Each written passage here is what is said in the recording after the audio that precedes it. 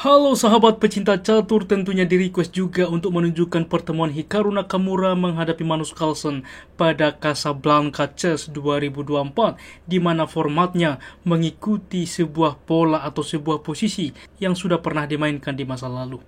Dan langsung saja kita simak. Di sini mereka memainkan posisi yang pernah dimainkan Karpov menghadapi Kasparov tahun 1985, di mana dimulai dengan E4, C5 pertahanan Sisilia, kuda ke F3, E6, D4 pertukaran juga pion sentral, kuda ke C6, variasi Taimanov, kuda ke C3, D6, G4, lalu H6, H4 berlanjut, A6, dan gajah ke G2, berlanjut gajah ke E7, gajah ke E3, kuda menerima kuda, menteri menerima, dan E5 mengancam menteri. Inilah posisi awal teman-teman, di mana kala itu Karpov menghadapi Kasparov dengan hasil berakhir imbang. Namun saat ini kita akan saksikan bagaimana Hikaru Nakamura menghadapi Magnus Carlsen ketika Magnus Carlsen memegang buah hitam dan Hikaru buah putih, menggantikan Karpov dan Magnus menggantikan Kasparov. Hikaru Nakamura melanjutkan menteri mundur ke D1, gajah ke E6, kuda ke D5 ke sentral, benteng ke C8 menguasai file semi terbuka ke depan, C3, dan kuda ke F6 saat ini menawarkan kuda. Di sini kuda menerima gajah, teman-teman. Pada permainan sebelumnya, Kasparov juga memilih menteri yang menerima kuda. Magnus Carlsen saat ini raja ia buat menerima kuda, dan ini adalah langkah baru tentunya. Hikaru Nakamura melanjutkan dengan G5 menyerang juga dari sayap raja, maka kuda ke G4 menyerang gajah. Gajah mundur ke C1, maka pertukaran pion H memukul pion G. Di sini gajah ke F3 terlebih dahulu 2 kali mengancam kuda. Sebelumnya teman-teman, di dalam pose seperti ini bahwa alangkah lebih baik F3 terlebih dahulu, di mana setelah kuda mundur barulah gajah menerima pion juga mengepin kuda. Menteri ke B6, menteri juga ke D2 mensupport pion B2, dan inilah kira-kira posisi yang terjadi, dan secara komputer pun masih komplit sebanding. Namun teman-teman, yang jadi pembeda ketika dimainkan oleh Hikaru gajah ke F3, Magnus Carlsen merespon menteri ke D7 mensupport kuda.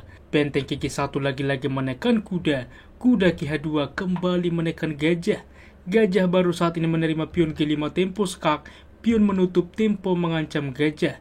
Gajah mundur ke E3, membuka juga benteng mengancam pion, maka di sini benteng ke G8. Dan kita lihat teman-teman, sekarang ini jadi pertanyaan, menyelamatkan gajah atau menyelamatkan pion karena diancam oleh benteng saat ini. Diselamatkan pion dengan H5, maka kuda saat ini menerima gajah skak, menteri menerima, langkah gajah juga untuk menekan pion H5 sebuah pilihan.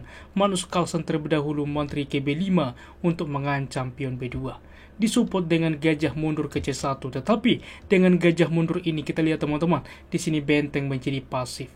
Gajah ke F7 dilanjutkan, barulah menekan juga pion, maka benteng ke H1 mensupport, menteri ke A4, di mana saat ini mengikat menteri teman-teman, karena menteri juga langsung mengancam pion sentral E4. Menteri ke E2 mundur tetap mensupport pion, mendorong juga mendobrak ke depan. Di sini juga sudah bisa mensupport pion B2 juga ke depan apabila pertukaran gajah dapat menerima. Maka Magnus Carlsen juga terlebih dahulu menyerang sentral. Ia memilih opsi terbaik dengan D5 teman-teman.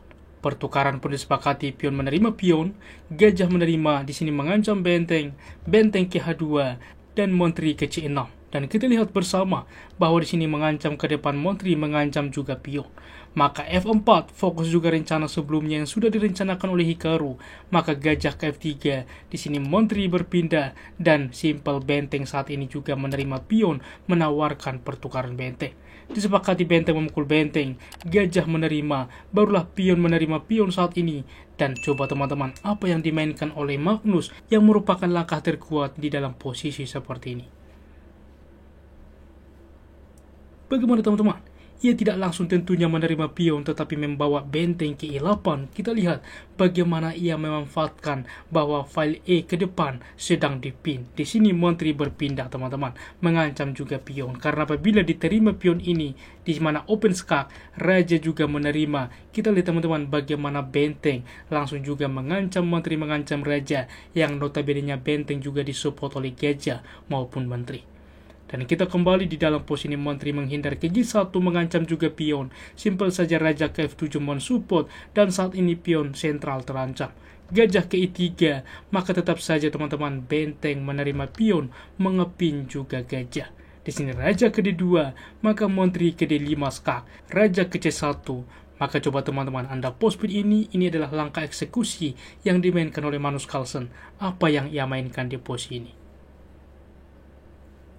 Bagaimana teman-teman?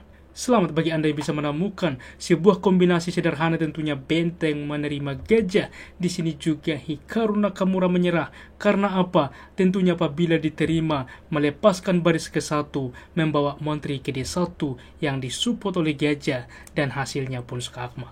Sangat-sangat menarik bagaimana duel yang terjadi, dan kita lihat teman-teman dari start posisi ini sebanding ketika juga kala itu dapat juga imbang dimainkan Karpov menghadapi Kasparov, tetapi saat ini Magnus Carlsen membawa posisi ini menuju kemenangan teman-teman, di mana juga ada potensi bahkan untuk menghasilkan skakmat dengan Menteri di D1.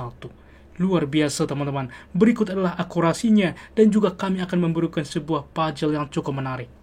Teman-teman, sebelum kami menunjukkan tingkat akurasi, kita terlebih dahulu masuk ke puzzle yuk, di mana puzzle ini pernah dimainkan Wesley So menghadapi Magnus Carlsen pada tahun 2016, di mana Wesley So memilih dengan Menteri ke D7, mengancam benteng 2 kali mengancam gajah, tetapi langkah brilian juga ditemukan oleh Magnus counter attack. Coba teman-teman Anda pos speed ini, apa yang dimainkan oleh Magnus Carlsen untuk unggul dan menang di posisi ini. Tuliskan jawaban Anda di kolom komentar, dan kami akan membahas secara video short ke depan, dan juga kami akan mengepin jawaban Anda supaya juga dapat dilihat oleh sahabat pecinta catur. Berikut tingkat akurasinya. Sebelumnya teman-teman, selamat kepada Magnus Carlsen yang menjuarai Casablanca Chess 2024 dengan poin 4,5, diikuti Hikaru Nakamura, Visyanan, dan Bassem Amin. Dengan akurasi Hikaru Nakamura 81% dan Magnus Carlsen 92,2%. Demikian ulasan catur hari ini. Jika suka, pencet like sehingga kami semakin bersemangat lagi di dalam mengupdate konten catur menarik lainnya. Dan tonton video di layar akhir untuk menyaksikan taktik kombinasi menarik. Sampai jumpa.